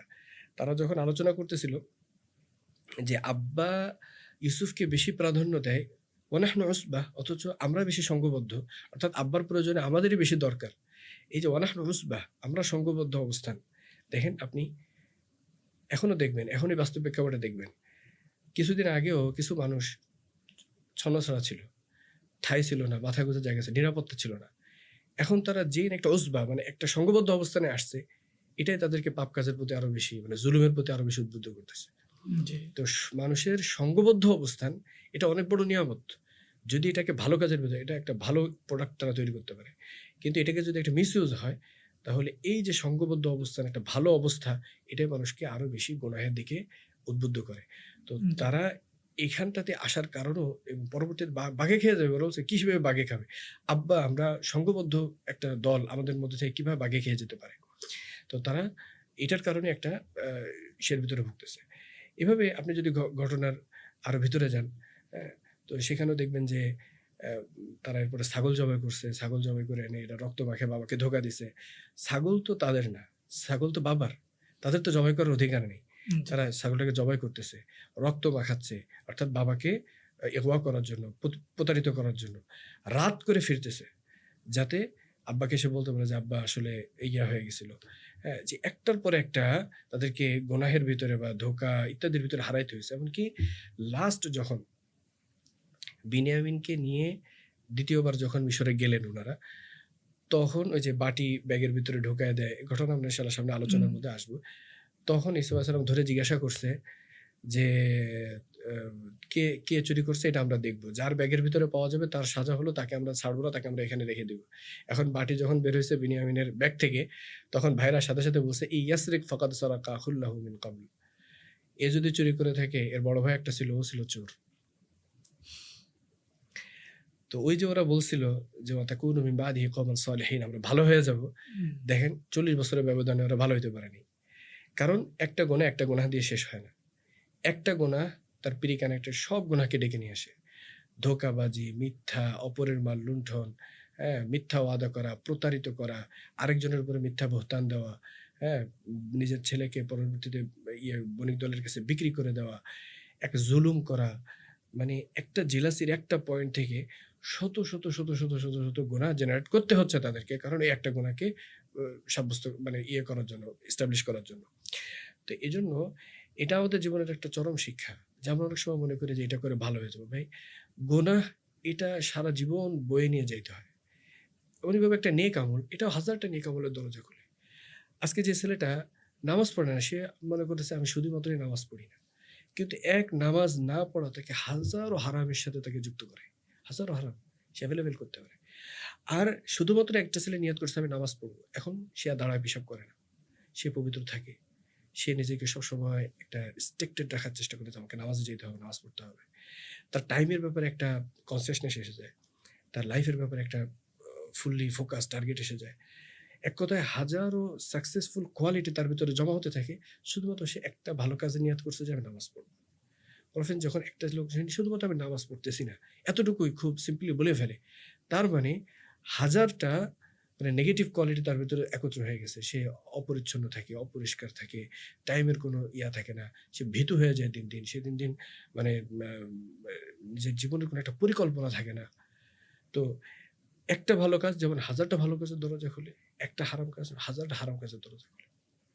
এজন্য জি। এই ঘটনা থেকে আমাদের এটাও শিক্ষা যে শুধুমাত্র যে তারা মনে করছিল যে একটা আমরা ভাইকে ফেলে দিয়ে ভালো হয়ে যাব, যে আসলে এটা এরকমভাবে হয় না।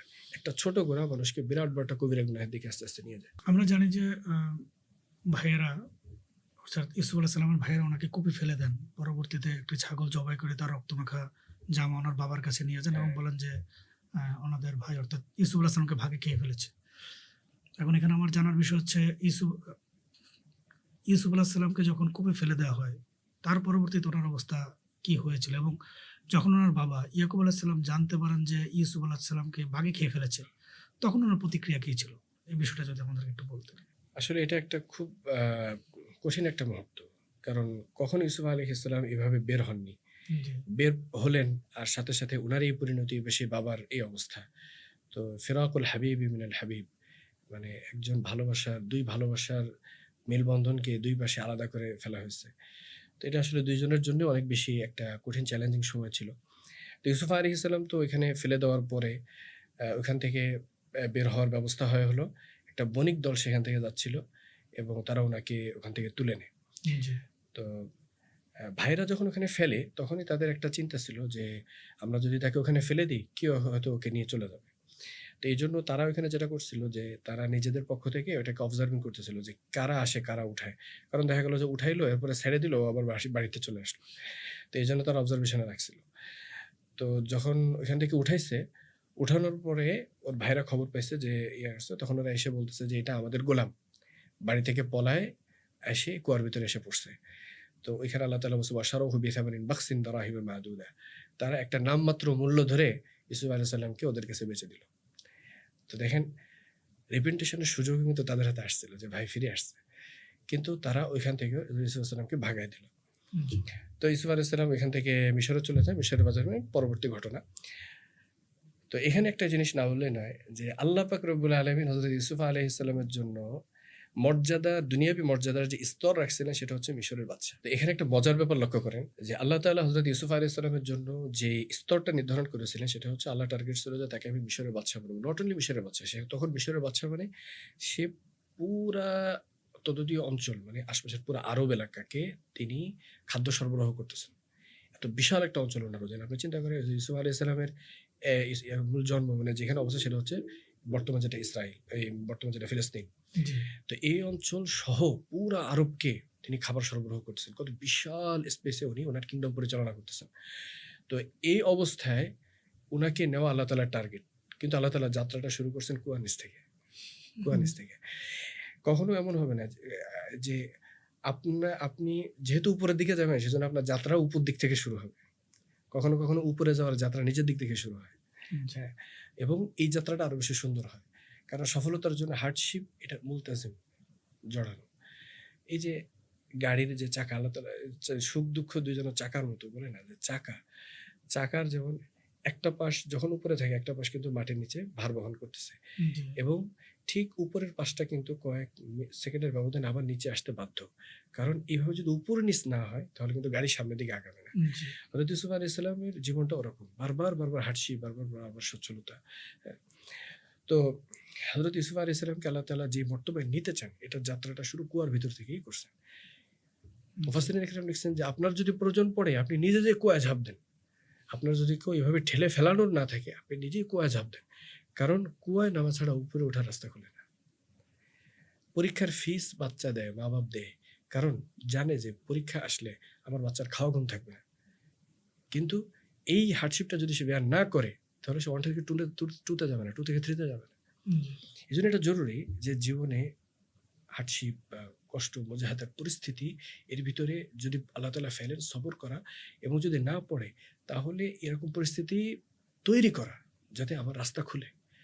কারণ সচ্ছলতা, মানে লাক্সারি, ফ্লেক্সিবিলিটির ভিতরে কোনো সফলতার রাস্তা খোলে না। দ্বিতীয় যে বিষয়টা হযরত ইয়াকুব আলাইহিস সালামের এই পাশে ঘটতেছে, এটাও এক ধরনের কষ্ট। যে উনার সবথেকে প্রিয় ছেলেকে এইভাবে তারা খোয়ায় ফেলল। কিন্তু ভাইদের সাথে তার রেসপন্সটা কি ছিল? যখন তারা আব্বাকে এসে জানালো যে, জি, আব্বা আ তাকে বাঘে খেয়ে গেছে। তো হযরত ইয়াকুব আলাইহিস সালাম যে কাজগুলো করলেন, তখন ১ম এই উনি এটাকে গ্রহণ করলেন না। এবং উনি খুব শক্তভাবে এটাকে রিফিউজ করলেন। এবং বললেন যে, "কিভাবে হতে পারে?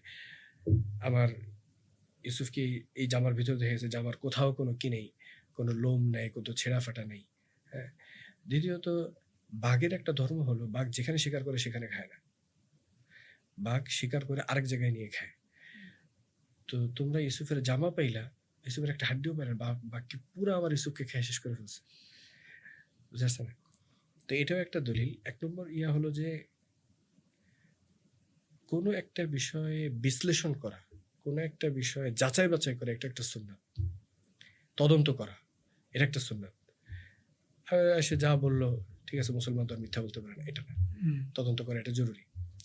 ২ নম্বর হলো মুসলমান মুসলমান হিসেবে তার জিনিস জায়গা। উনি কিন্তু নবী পরিবারের সন্তান, নিজের ভাই। তারপরেও কিন্তু যখন এই ঘটনা ঘটছে, উনি তার জায়গা থেকে যে সকল বিচারিক জায়গাগুলা ছিল সেগুলো উনি এপ্লাই করছেন। জি, এটা উনি শুনেই মেনে নেননি। উনি বলছেন যে, "আমার ছেলেকে কিভাবে এটা হইতে পারে? না, এটা হয়নি।" দ্বিতীয়ত উনি উনার আদর্শিক দিকগুলা সেগুলোকে উনি উপস্থাপন করছেন। ফাসাবরুন জামিল, ওয়াল্লাহুল মুস্তাআনু আলা মা তাসিফুন। কোনো একটা যেহেতু তারা একটা ভুল করছে, তাদেরকে তো একটা শাস্তি দিতে হবে। এটার ক্ষেত্রে উনি একটা আদর্শ আমাদের সামনে উপস্থাপন করেছেন। সেটা হলো, আমরা মানুষের ভুলের উপরে তাদের শরীরে তাকে কি করি? আঘাত করি বা তাকে অর্থনৈতিক চাপ দেই ইত্যাদি। এক্ষেত্রে তরবিয়াতের সবথেকে পাওয়ারফুল দিক হলো যে ভুলটা তারা করছে, ওই ভুলটা পর্যন্ত তাদের মস্তিষ্কের চিন্তাটাকে পৌঁছায় দেবে যে ভুল তারা নক করতে পারে। এটা আমার কোন মাত্রার ভুল হইছে। কিছু বুঝে ওঠার আগে আমি একটা চড় দিয়ে দিলাম ছেলেকে। ছেলে বুঝতে পারে না যে আমি কি কারণে চড় খেলাম। একটা ভুল করছে, আমি তো হাত পা আগে ধরে মার দিয়ে দিলাম। সে এখনো বুঝতেই পারে না যে আসলে কি কারণে আমাকে মারা হচ্ছে। আমরা কিন্তু শাসন করার ক্ষেত্রে এই প্যারামিটারটা লক্ষ্য করি না। যে আসলে আমি তাকে ভুলটা একেবারে আইডেন্টিফাই করাইতে হবে। সে কি ভুলটা বুঝতে পারছে কিনা, তার ভুলটা বুঝতে পারছে কিনা। কারণ শাস্তি তো দেওয়া যাবে। কিন্তু ভুলটা যদি সে বুঝতে না পারে, সে ভুলটা আবার করবে। জি, এজন্য শাসনের ক্ষেত্রে একটা মূলনীতি হলো যে উনি এখানে শিখাইলেন যে মূলত তাকে এটা বোঝায় দেওয়া যে তোমার ভুলটা কিন্তু ভুল হয়েছে এবং তুমি যেটা দিয়ে কভার করতে চাইছো সেটা কিন্তু এইভাবে কভার হয় না এবং এটা তোমার ভুল। এটাকে বোঝান। তো শাসনের ক্ষেত্রে এটা একটা বড় শিক্ষা হযরত ইয়াকুব আলাইহিস সালাম ওনার ছেলেদেরকে আমাদের এই ঘটনার মাধ্যমে দেন। এবং সাথে উনি দেখেন যে যখন উনি বুঝতেও পারতেছেন যে ছেলেরা আমার ছেলেকে নিয়ে এটা করতে পারে, বাঘে খাওয়ার কথা তো উনি বলেই ফেলছেন। তারপরেও কিন্তু উনি ছেলেকে আটকাননি। ছেলেকে উনি আটকাননি। বরং ছেলেকে উনি ছেড়ে দিছেন।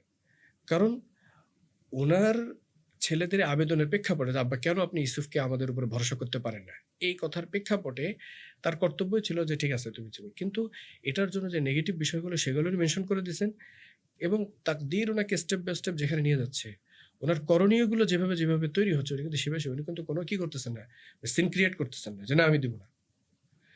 এটা একজন মুসলমানের করণীয়। যে সম্ভাব্য সকল আ মানে প্রটেকশন যেগুলো আছে, কিওর যেগুলো আছে এগুলো অবলম্বন করা এবং আমার তাকদীর, আমার জীবনযাত্রা আমাকে স্টেপ বাই স্টেপ যেখানে নিয়ে যায় সেখানে যাওয়ার জন্য প্রস্তুত থাকা। নিজের পরিকল্পনা, নিজের চিন্তাটাকে ওহী মনে না করা, সব শেষ মনে না করা। কারণ হযরত ইউসুফ আলাইহিস সালামের ঘর থেকে বের হওয়া তো একটা নেগেটিভ অ্যাক্টিভিটি ছিল, নেগেটিভ একটা সেশন ছিল। কিন্তু এর মধ্যে দিয়ে তো একটা বিশাল বড় সফলতা অপেক্ষা করতেছিল। জি। আমি যদি এখন ১ম স্টেপটা দেখেই হুমকি মনে করে ওখান থেকে ব্যাক করি তাহলে তো আমার সেখানে যাওয়া হবে না। এজন্য মুমিনের কাজ হলো প্রত্যেকটা স্টেপ বাই স্টেপ তার করণীয় যেগুলা সেটা নিয়ে ঘাটাঘাটি করা, কোনো বিষয় যদি সামনে আসে সেটা তদন্ত করা, কোনো একটা কেউ প্রস্তাব দিলে সেটাকে চোখ বুজে মেনে না নেওয়ার, প্রয়োজনীয় বিষয়গুলো গবেষণা করা, সতর্ক করা, সবকিছুই তাকে করতে হবে। আবার এগুলোকেই চূড়ান্ত মনে না করে স্টপ হয়ে যায়, লাইফটাকে থামায় দেওয়া যাবে না। এটাকে সামনের দিকে আগাতে হবে, এগিয়ে সামনের নেওয়া দিকে যাবে। এগিয়ে নিতে হবে। তো ইয়াকুব আলাইহিস সালামের জীবন থেকে আমরা এই জিনিসটাই দেখতে পাই যে যখন উনি এত বড় একটা ঘটনা ঘটছে, উনি কিন্তু না জীবন যাও তোমরা আমার কাছ থেকে দূরে চলে যাও, তোমরা সবাই বাড়ি থেকে বের হয়ে যাও, এরকম কিছু না। উনি বলছে ফাসাবরুন জামিল আল্লাহুল মুস্তাআন আলা মা তাসিফুন। আমি যা কিছু হয়েছে এর উপর আমি সবর করলাম। অবশ্যই আল্লাহ তাআলা এর ভালো রিপিটেশন আমাকে দিবেন। এখানে আরেকটা মজার ব্যাপার বলে শেষ করে দেখেন। ভাইয়েরা হযরত ইউসুফ আলাইহিস সালামের জামা নিয়ে আসছে এবং ইউসুফ আলাইহিস সালাম ঘর থেকে মাত্র কয়েক কিলোমিটার দূরে কুয়ার ভিতরে ফেলানো হয়েছে। অথচ আমরা ঘটনার শেষ দিকে দেখতে পাই সেই সুদূর মিশর থেকে যখন ভাইদের কাছে হযরত ইউসুফ সালাম নিজের জামাটা খুলে দিয়ে বলছেন যে আমার জামাটা নিয়ে যাও, ইযহাবু বিকামিসি হাযা ওয়াজআলুহু আলা ওয়াজহি আবি ইয়ারতাদ্দা বাসীরা। আব্বার চোখে লাগালে আব্বার চোখ ভালো হয়ে যাবে। ওই জামা নিয়ে যখন ওনার ঘর থেকে বের হয়েছে, রাজসিংহাসন থেকে বের হয়েছে, এই পাশে 1000 কিলোমিটার দূরে হযরত ইয়াকুব আলাইহিস সালাম বলতেছেন ইন্নিল আজিদু রিহা ইউসুফ, আমি আমার ইউসুফের ঘ্রাণ পাচ্ছি। অথচ এখানে কয়েক কিলোমিটার দূরে হযরত ইউসুফ আলাইহিস সালাম কুয়ার ভিতরে, আর জামা ওনার সামনে, উনি কিন্তু কিছুই অবজার্ভ করতে পারতেছেন না, কিছু বুঝতে পারতেছেন না। কিন্তু ওই পাশে ওই জামা নিয়ে 1000 কিলোমিটার দূর থেকে রওনা হওয়ার সাথে সাথে বলতেছেন যে আমি আমার ইউসুফের ঘ্রাণ পাচ্ছি। মুফাসসিরিন কেরাম লিখছেন যে একটা তো অবশ্যই এটা আল্লাহ তাআলার কুদরত। আল্লাহ তাআলা যখন যেভাবে চাইছেন তখন। দ্বিতীয়ত হযরত ইউসুফ আলাইহিস সালামের সাথে এই যে সম্পর্কের দীর্ঘ বিচ্ছেদ, এটাই মূলত উনার ভিতরে এই কনসিয়াসনেসটা তৈরি করছে। বুঝতে কথা। এজন্য এটাও মুহসিন ইকরাম বলছেন যে ইমাম শাফিঈ রাহমাতুল্লাহি আলাইহি এই ব্যাপারে একটা সুন্দর শের বলছেন, তাফাররাগ তাজিদু আউদান আম্মান তুফারিকুহু, যে তুমি যাকে ভালোবাসো তার থেকে ডিটাচ থাকো, পার্থক্য থাকো, আলাদা থাকো, তাহলে যার থেকে তুমি আলাদা আছো তার কাছে তোমার দাম বাড়তে থাকবে। আমরা এটা আচ্ছা। মাদ্রাসায় পড়াকালীন দেখতাম যে আম্মা বাড়িতে আসলে জি। প্রথম দিকে খুব বেশি আস্তে আস্তে যখন থাকতে থাকতাম তখন আবার সেই শাক আর ডাল শুরু হয়ে যেত। তো স্বাভাবিক জীবনযাত্রা। তাজিদু আউদান আম্মান তুফারিকুহু, যার কাছে তুমি দাম চাও, যার কাছে তুমি মূল্যায়িত হইতে চাও তার থেকে আলাদা থাকো, এটাই তোমার মূল্যায়নটা বাড়াবে। ওয়ানসাব ফাইন্না লাযীযাল আইশি ফিন নাসাবি, আর এই যে সে তোমার থেকে আলাদা, তুমি তার থেকে আলাদা, এটাকে এনজয় করো। কারণ ভালোবাসার ওই স্বাদটা, ওই যে তুমি আলাদা আছো আর মনের ভিতরে বারবার তার কথা মনে পড়তেছে, এটাই মূলত ভালোবাসার স্বাদ। তো এই যে হযরত ইউসুফ আলাইহিস সালাম দীর্ঘ সময় আলাদা থাকা, কাঁদতে কাঁদতে চোখ অন্ধ হয়ে যাওয়া, জি। ওনারও বাবার থেকে বিচ্ছেদ, উনি কাছে থাকলেও হয়তো এতটা ভালোবাসা হইতো না, বা জি। উনার বিভিন্ন দোষ ত্রুটি হয়তো সামনে এসে যেত। তো এই দূরে থাকার কারণে ভালোবাসার যে স্তরটাতে উনি আসতে পারছেন, অত কাছে থাকলেও হয়তো আসতে পারতেন না। আল্লাহ তাআলা কোনো মানুষের জন্য বাহ্যিক দৃষ্টিতে মনে হয় যে এটা একটা কঠিন পরিস্থিতির মধ্যে আমাকে ঠেলে দেওয়া হয়েছে, অথচ আল্লাহ পাক রব্বুল আলামিন এর ভিতরেই মানুষের জন্য অনেক কল্যাণ রাখেন। গল্পের ধারাবাহিকতায় আমরা কোরআনের বর্ণনা যে দেখতে পাই, প্রথমে ইউসুফ আলাইহিস সালাম কূপে পতিত হলেন, তারপরে ওনাকে বণিক দল উদ্ধার করলো। সেখান থেকে ওনার ভাইয়েরা ওনাকে বিক্রি করলো নামমাত্র মূল্যে। সেখান থেকে বণিক দল ওনাকে মিশরে নিয়ে গেল। সেখানে মিশরের অর্থমন্ত্রীর কাছে বিক্রি করলো। তারপরে মিশরের অর্থমন্ত্রী ওনাকে ছেলের মতো লালন পালন করার জন্য প্রস্তুত হলেন। এই বিষয়গুলো আমরা দেখতে পাই। তো এগুলো তো ঘটনা বা গল্প, কোরআনে বর্ণিত। মিশরের অর্থমন্ত্রীর কাছে ওনাকে বিক্রি করা হলো এবং এখান থেকে উনি ওনার জীবনের আরেকটি ধাপে উন্নীত হলেন। আরেকটি ধাপ। এই যে পর্যায়ক্রমে বিভিন্ন ঘটনা, এ থেকে মূলত আমাদের জন্য শিক্ষণীয় কি, বা আমাদের ব্যবহারিক জীবনে আমাদের জন্য কোনো দিক নির্দেশনা আছে কিনা, এই বিষয়গুলো যদি আমাদের একটু বলতেন। আসলে সূরা ইউসুফের প্রত্যেকটা শব্দে শব্দে আমাদের জন্য নানান উপাদান। কারণ আল্লাহ তাআলা জি। বলতেছেন, লাকাদ কানা ফি ইউসুফা ওয়া ইখওয়াতিহি আয়াতুল লিসাইলিন। জি। নিশ্চয়ই ইউসুফের ভাই এবং ইউসুফ আলাইহিস সালামের ঘটনার ভিতরে জ্ঞান পিপাসুদের জন্য অসংখ্য জ্ঞানের উপাদান আছে। জি। তো প্রত্যেকটা আসলে পয়েন্টে পয়েন্টে আমাদের জন্য নানান ধরনের শিক্ষা উপাদান। তো দেখেন যখন ওনাকে কুয়ায় ফেলে দেওয়া হচ্ছে, তো ভাইদের ইচ্ছা ছিল যে কুয়ায় ফেলে দিয়ে ওনার জীবনটাকে স্টপ করে দেওয়া, এ পর্যন্ত শেষ করে দেওয়া। জি। বাপের কাছ থেকে ডিসচার্জ করে দেওয়া হলো মানে তার আমরা এখন এখন সে একটা বন্দী, সে একটা গোলাম, তার জীবনটার যে একটা উন্নতির ধারা ছিল এটাকে আমরা অফ করে দিলাম জি এবং কুয়ার ভিতরে তারা এখানে ফেলেছে, পতিত একটা কুয়া। কিন্তু আল্লাহ পাক সুবহানাহু ওয়া তাআলা যখন কোনো বান্দার তারাক্কি চান, উন্নতি চান, তখন কেউ তার রাস্তা রোধ করতে পারে না, কুয়ার ভিতরে ফেলে দিয়েও পারে না।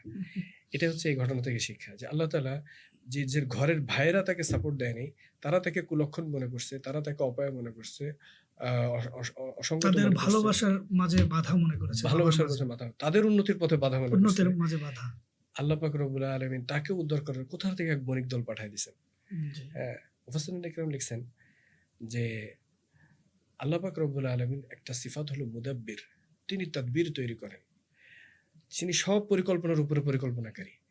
ওই মাশাআল্লাহ। বণিক দলের এখানে আসা এটা তো সম্পূর্ণ অনিশ্চিত, এবং ঠিক ওখানে আসার পরেই তারা কুয়া বালতি ফেলা, পানি ওঠানোর পরিকল্পনা করা।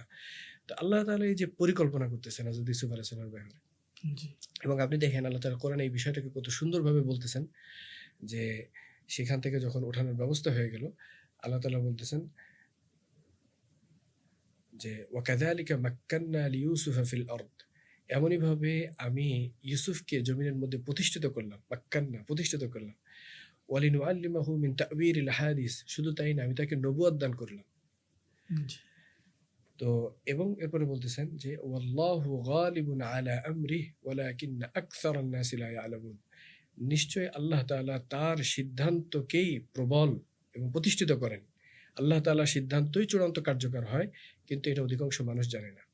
জি এই কথাটা আপনি দেখবেন যে আল্লাহ তাআলা প্রত্যেকটা ঘটনা শেষ করার পরে ওই ঘটনা রিলেটেড একটা স্টেটমেন্ট দেন যে এই ঘটনা থেকে মূলত এই স্টেটমেন্টটা প্রতিষ্ঠিত করা আমার উদ্দেশ্য।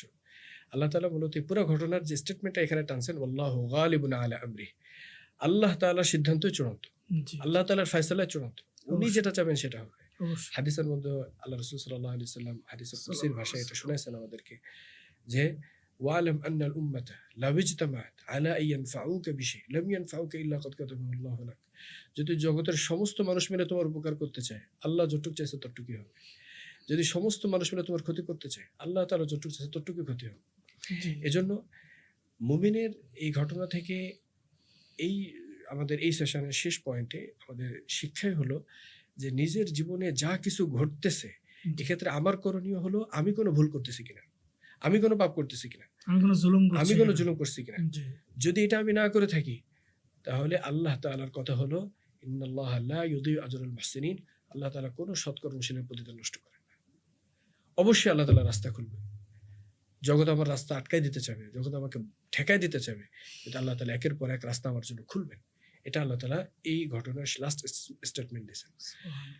দ্বিতীয়ত হলো যে মুমিনের কাজ হলো সর্ব পরিস্থিতিতে আল্লাহ তাআলার দিকে মতওয়াজ্জ থাকা, আল্লাহ তাআলার দিকে ইয়া থাকা, যে অবশ্যই আমার বিপদটা বড়, কিন্তু যিনি আমার রব তিনি এত বেশি শক্তিশালী যে ইনি সব বিপদকে সহজ করে দিতে পারেন। জি দেখেন অবশ্যই। হযরত ইউসুফ আলাইহিস সালাম যখন ওনার বাবার কাছে ছিলেন, নবুয়ত কিন্তু তখন আসেনি। ইউসুফ আলাইহিস সালাম নবুয়ত পেয়েছেন কখন জানেন? হযরত ইউসুফ আলাইহিস সালাম নবুয়ত পেয়েছেন ভাইরা যখন হযরত ইউসুফ আলাইহিস সালামের হাত পা বেঁধে জামা কাপড় খুলে ফেলছিল, হাত পা বেঁধে যখন কুয়ার ভিতরে ছেড়ে রশিটা কেটে দেয়, তখন হযরত ইউসুফ আলাইহিস সালাম নবুয়ত পায়।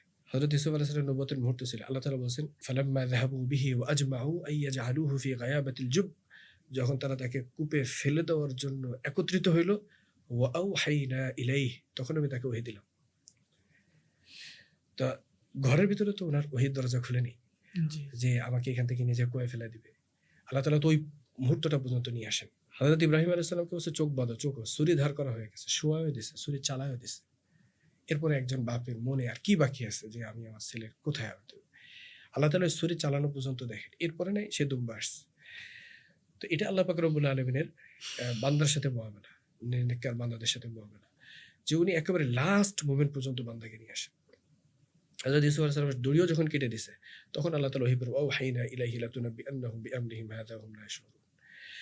তো এইজন্য এই ঘটনার লাস্ট ব্যাপারটাই হলো যে সর্ব অবস্থা আল্লাহর উপরে তাওয়াক্কুল মজবুত রাখতে হবে, নিজের করণীয় জায়গাগুলো আল্লাহর সাথে মুআমালাটা ফ্রেশ রাখতে হবে, সর্বরকম পরিস্থিতির জন্য প্রস্তুত থাকতে হবে। আল্লাহ তাআলা একের পর এক রাস্তা খুলবেন। জাযাকাল্লাহ আপনার সুন্দর আলোচনার জন্য। অনেক বিষয় আমরা জানলাম, অনেক ব্যবহারিক আমাদের বিষয়ে, আমাদের জীবন ঘনিষ্ঠ অনেক বিষয় আমরা জানতে পারলাম, মাশাআল্লাহ। মাশাআল্লাহ। এটা আমাদের প্রথম সেশন ছিল। পরবর্তী সেশনে আমরা এই বিষয়ে সূরা ইউসুফের আরো অনেক বিষয় আমরা জানবো ইনশাআল্লাহ। তো পরবর্তী সেশনে আমরা মূলত কোন বিষয়গুলো জানবো একটু যদি সংক্ষেপে আমাদের দর্শকদের উদ্দেশ্যে একটু আচ্ছা, বলতেন। পরবর্তী সেশনে ইনশাআল্লাহ ঘটনার পরের অংশের দিকে আমরা আমাদের ধারাবাহিক যাত্রা অব্যাহত রাখবো। এরপরে যেটা আসতেছে যে হযরত ইউসুফ আলাইহিস সালামকে কিনে নিয়ে মিশরের অর্থমন্ত্রী ওখানে বাজার থেকে যে কেনা হলো, কিনে নিয়ে উনি ওনার বাড়িতে যান এবং বাড়িতে যে ইউসুফ এবং জুলেখার যে মানে ঘটনার যে মূল আকর্ষণের জায়গা জি, ইউসুফ জি, জি। জুলেখার যে ব্যাপারটা, এটা নিয়ে অনেক অতিরিক্ত বাড়াবাড়িও আছে ইত্যাদি। তো এখানে আসলে মূল ঘটনাটা কি ছিল এবং এই ঘটনাটাই মূলত এই ঘটনার সবথেকে গুরুত্বপূর্ণ টুইস্ট যে একজন ছেলে একজন এখানে কিন্তু অনেকগুলো রোল প্লে করে যখন এরকম কোনো একটা ঘটনা ঘটে। উদাহরণস্বরূপ জি, সাবজেক্ট ২ জন তো থাকে ছেলে-মেয়ে। পাশাপাশি আশপাশের লোকজন এদের এক ধরনের প্রতিক্রিয়া কাজ করে। জি, তারপরে যে ঘটনা দেখে ফেলছে তার এক ধরনের প্রতিক্রিয়া কাজ করে। এটা যখন বিচারিক জায়গায় যায় তখন বা একটা ধরা খেয়ে যায় বা একটা অবৈধ সম্পর্ক যখন প্রকাশ্যে এসে যে এক্সপ্লোর হয়, তখন এর সাথে যারা অঙ্গাঙ্গিভাবে জড়িত, যেরকম উনি তো কারো একজন স্ত্রী, আজিজে মিসর, তার প্রতিক্রিয়াটা কি? এ ধরনের অনেকগুলো রোল এই গল্পের আগামী এপিসোডটাতে আমরা মানে ফোকাস করব। যেখানে প্রত্যেকেই এরকম একটা ঘটনার প্রেক্ষাপটে আমার কি রোল বা আমার কি করণীয় বা এই ক্ষেত্রে আসলে উপযুক্ত কি? জি, এই জি। ব্যাপারে আমরা আশা করি বেশ কিছু আদর্শ নির্দেশনা পাবো এবং এটা ইনশাআল্লাহ আমরা হযরত ইউসুফ আলাইহিস সালাম জেলে যাওয়া পর্যন্ত কন্টিনিউ করব ২য় এপিসোডটা। জি, আপনি যেটা বললেন যে আমাদের সমাজে খুব মুখরোচক ঘটনা প্রচলিত ইউসুফ জুলেখা সেই অনেক জি, ফিল্ম জি, জি। বা সিরিয়াল আমরা দেখি। তো এক্ষেত্রে ব্যাপার যেটা হচ্ছে বর্তমান জমানায় দেখা যায় যে অনেক মুমিন বা আল্লাহ ভীরু অনেক পুরুষ আছে যাদের সামনে বর্তমানে পরীক্ষার যে ক্ষেত্র, নারীর যে ক্ষেত্র, অবশ্যই। এখান থেকে তারা কিভাবে নিজের ঈমানকে হেফাজত করবে, কিভাবে পরনারীর থেকে নিজেকে বাঁচিয়ে রাখবে, শিওর। তার ব্যাপারে খুব গুরুত্বপূর্ণ কিছু দিক নির্দেশনা অবশ্যই আমরা পাবো ইনশাআল্লাহ, ইনশাআল্লাহ সামনে। ইনশাআল্লাহ। জাযাকাল্লাহ। সুপ্রিয় দর্শক মণ্ডলী, আগামী এপিসোডে ইনশাআল্লাহ আমরা বর্তমান সময়ের খুব বড় একটি ফিতনা, নারীর ফিতনা। এ বিষয়ে আল্লাহ রাসূল সাল্লাল্লাহু আলাইহি ওয়াসাল্লাম বলেছেন যে পুরুষের জন্য সবচেয়ে বড় ফিতনা যেটা হচ্ছে নারীর ফিতনা। এ থেকে আমরা কিভাবে বাঁচবো এবং এই বিষয় থেকে কিভাবে আমরা ওভারকাম করব, এই বিষয়ে আমাদের সামনের এপিসোডে আলোচনা হবে ইনশাআল্লাহ। আপনাদেরকে দেখার আমন্ত্রণ রইল। আসসালামু আলাইকুম ওয়া রাহমাতুল্লাহ।